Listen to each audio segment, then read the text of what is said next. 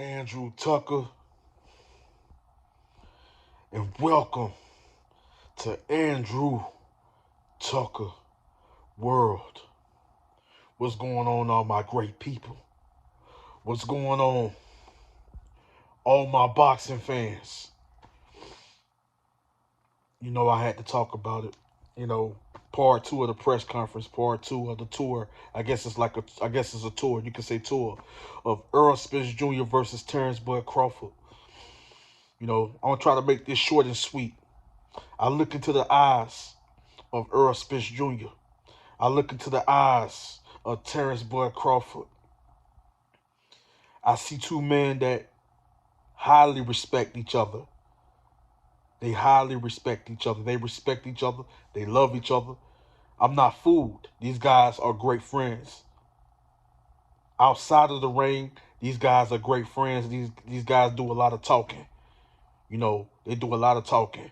You know, and both of these guys came to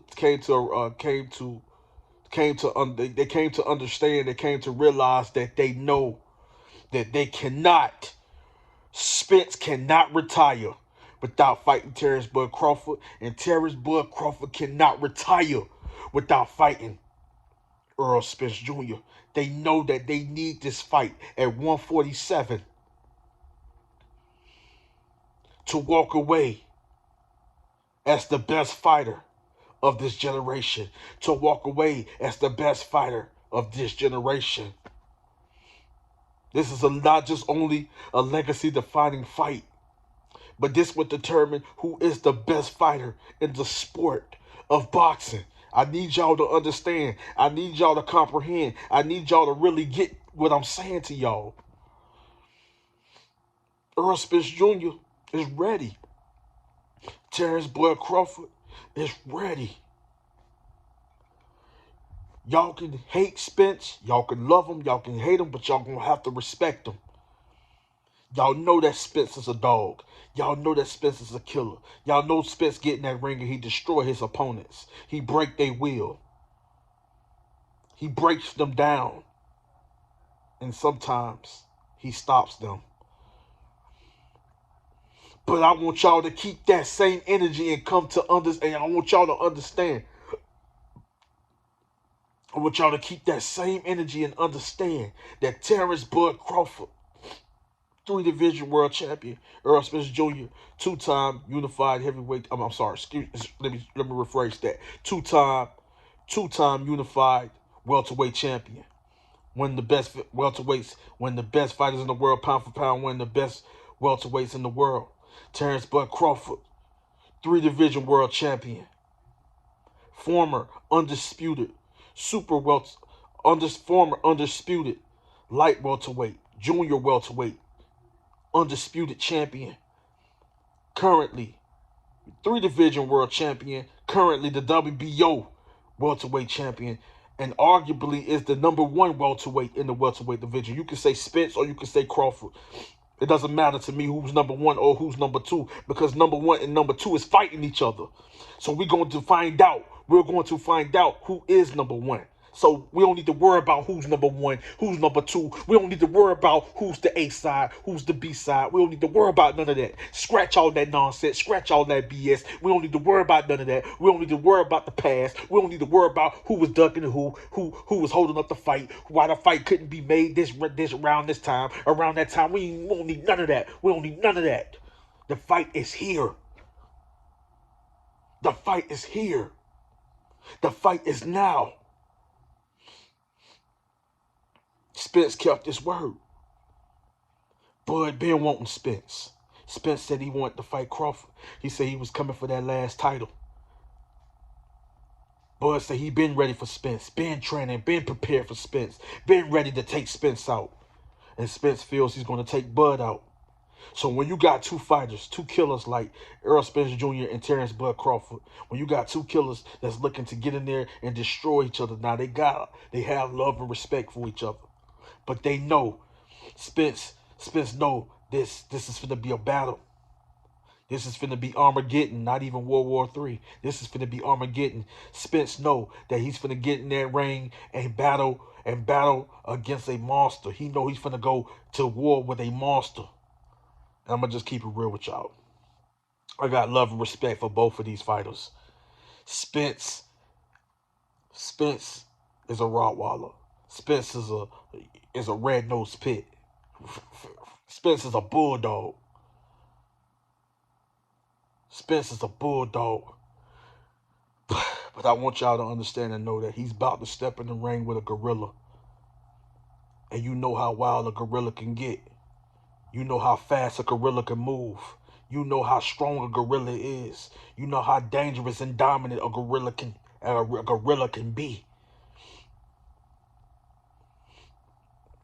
I ain't saying no King Kong, but I'm saying a gorilla. Spence is not no one-dimensional fighter. Y'all gotta miss me with that nonsense. Spence is not one-dimensional. He can box. He can fight on the inside. He can fight on the outside. He has a nice, decent jab to set up the counters, to set up the two-punch combination, head body. He better, very beautiful punch placement, very solid timing, good reflexes. He can get on his toes when he needs to. He can work the angles when he needs to. He showed that against Sean Porter. If y'all was paying attention. He got good lateral movement. He had to be on his toes. He had to move with Sean Porter because Sean Porter was all over that ring. And so much love and respect to one of the best welterweights, one of the two-time welterweight champion, one of the best fighters to ever step in the ring, Showtime Sean Porter. That's my guy. Gave Spence all kind of problems. You know what I'm saying? He gave Terence Crawford. In the beginning of the fight, Crawford had to make adjustments. Crawford had to be smart. He also gave Terence Crawford a hard time.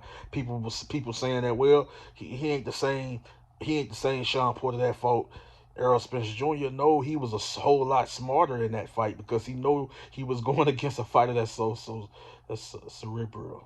You talking about a fighter, even Floyd Mayweather Jr. knows. You got great fighters like that know how fundamentally sound, how skilled, and how dangerous a fighter could be.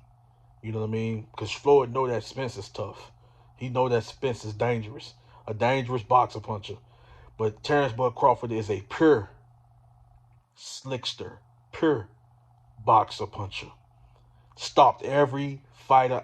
I don't want to hear them excuses. Miss me with them excuses, man. Y'all not gonna get nowhere with me with these excuses. Talking about Bud fought. He fought Cal Brook when Cal Brook, you know what I'm saying? Cal Brook over the hill. Bud fought when Bud fought him, he over the hill. But Cal Brook said he told you, y'all can't speak for the fighter. Cal Brook told you that he felt the best he ever felt before he stepped in the ring with Terence Crawford. And he was at 154 at a higher weight class with bigger guys, stopping and destroying bigger guys, and then moved down to fight Terence Crawford. When he fought Errol Spence Jr., he had to move all the way back down to 147, coming from 160 pounds, fighting a big, dangerous boxer puncher in Gennady Golovkin. Come on, man, miss me with that nonsense, but we ain't making no excuses. We ain't gonna make no excuses. We ain't gonna do that. We ain't gonna do that. We ain't gonna make no excuses.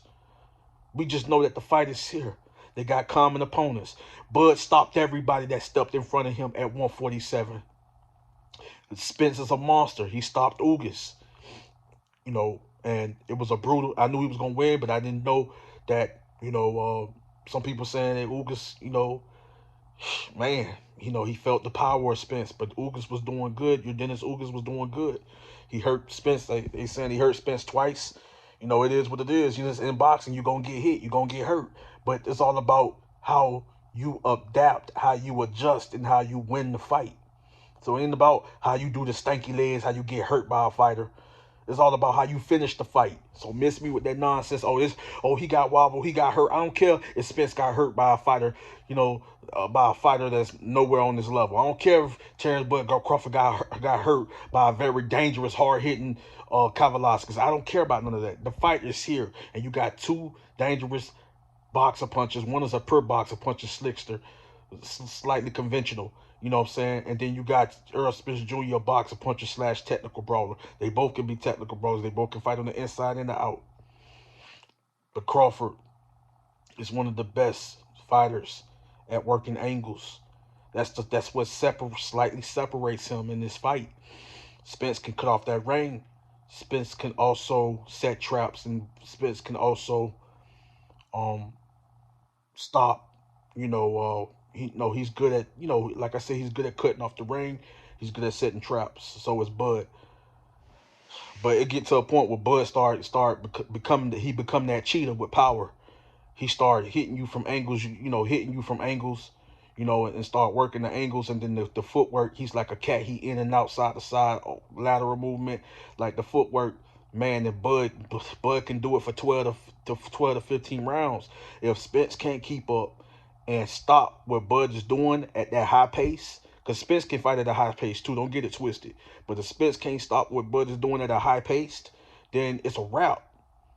You probably can only Spence probably can get in there and have his moments and probably win nothing but 4 rounds.